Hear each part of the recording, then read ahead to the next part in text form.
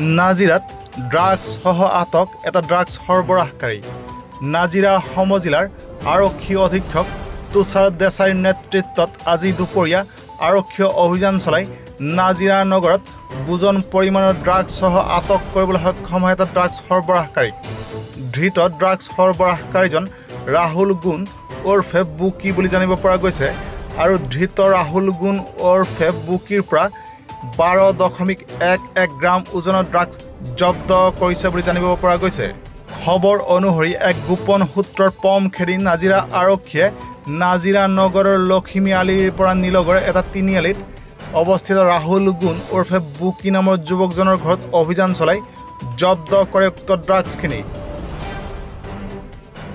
নাজিৰাৰ পৰা Farhan লস্কৰৰ report, news time 3। কেলে ধৰিলে তোমাক? হা কেলে ধৰিলে? এনেই ধৰিলে মোবাইল দুটা আনিছিলোঁ। মোবাইল ড্ৰাগছ অনা নাই?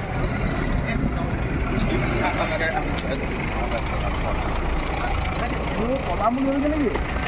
এই